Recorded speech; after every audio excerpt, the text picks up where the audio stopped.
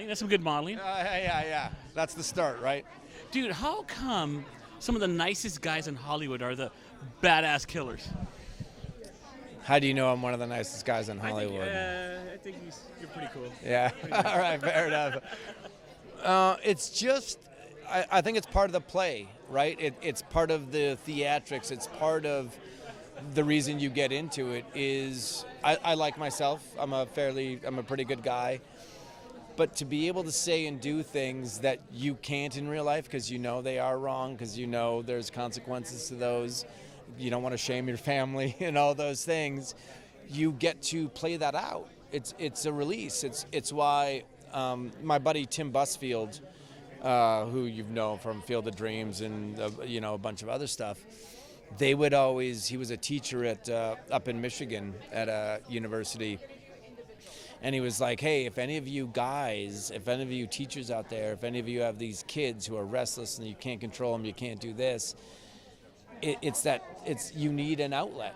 And those were generally the really talented kids he got out of, into theater, into plays and being able to, put on a costume and get out on stage and act like this other person, and to be able to get this release that you couldn't necessarily in real life. And obviously I don't need to stab or kill people, but acting is cathartic in a lot of ways. Painting is, drawing is, and so the arts in that sense I think are very important, and they draw a certain kind of person, and I didn't really think I was that person in the beginning of my my life, but apparently I am. Apparently I got something out there to get out.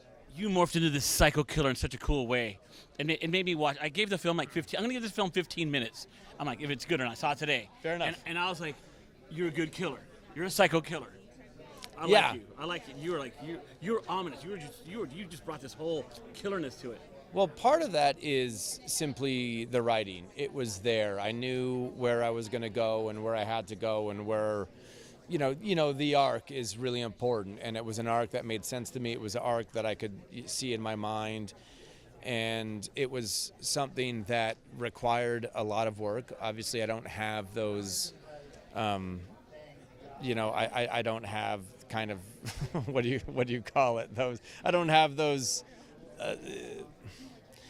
there's a couple categories for serial killers of, jealousy, sexual, having the God complex. There's a couple complexes, and I have those very minimally where they don't show up in public life, on the whole, or in my family. But they're fun. But everyone's got something going on inside them. They have a darkness, right? They have dark corners of their mind. And, I don't want to say I repress it. We all deal with it. There's country songs written about it. Stephen Wilson Jr., Wild Beast, and, Eric Church has The Dark Side. And we all, as human beings, have those. And you can choose to journal or draw or go to therapy, or all those things combined. And sometimes I get to play those things out.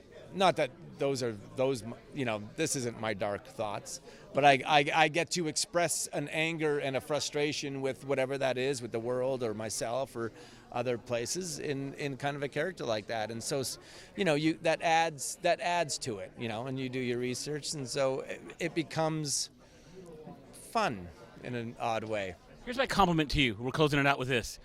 You reminded me of American Psycho, Christian Bale. Oh, I'll take that all fucking day. Okay, that's it.